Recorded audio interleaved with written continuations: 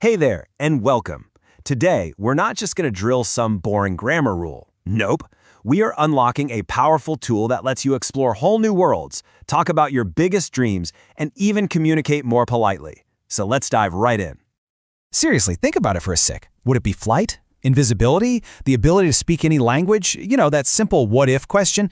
It's actually powered by one of the most creative and useful tools in the English language, and today, we're going to master it together.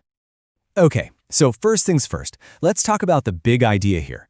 This is all about the power of exploring possibilities, things that aren't real. Well, at least not yet, right? So, what's the official name for this magic wand? It's called the second conditional.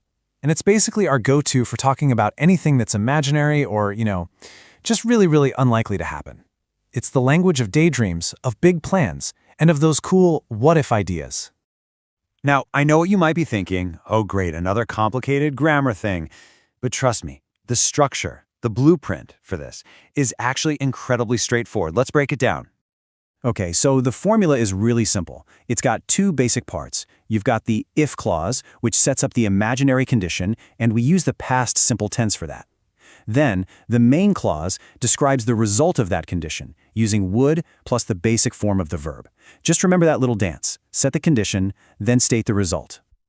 Here's a classic example we can all relate to. If I had $1 million, see, that's our imaginary condition, using the past simple had. And what's the result? I would travel the world.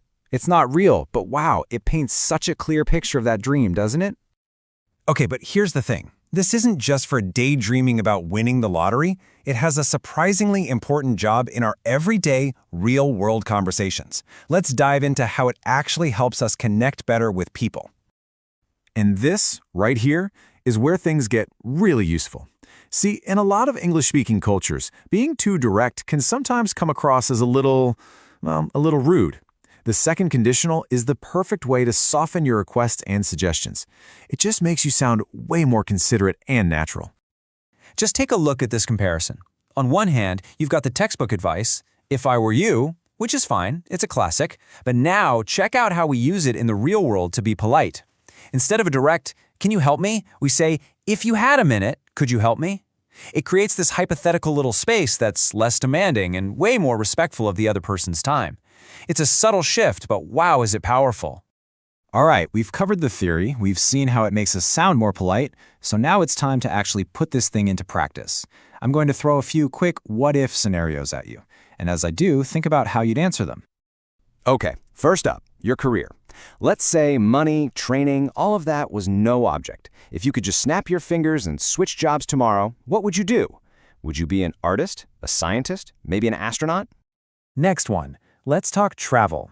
Imagine you were given one free, all-expenses-paid trip to anywhere in the world. If you had that ticket in your hand right now, where would you go? The beaches of Bali?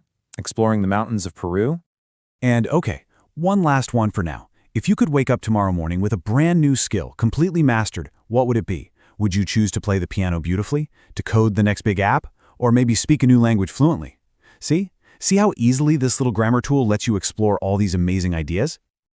Okay, so as we start to wrap this up, let's just recap how powerful this simple grammatical tool really is, because now it's your turn to take it and just run with it. So let's do a quick recap of the key takeaways. We use the second conditional to express our dreams and explore those what-if scenarios. We use it to give polite advice and to make softer, more considerate requests. Oh, and a pro tip, if you're ever taking a language test, using this correctly is a fantastic way to show off your range and sound way more natural. At the end of the day, this is really why it all matters. Mastering the second conditional isn't about memorizing a formula for a test. It's about giving yourself the freedom to play, to imagine, to connect with people more effectively, and just, express your ideas with way more confidence. And I'm going to leave you with one final thought to chew on.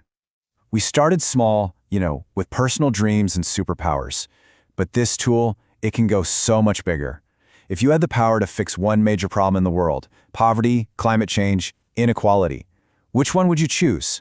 And what would you do? That, right there, is the real power of what if. Thanks so much for tuning in.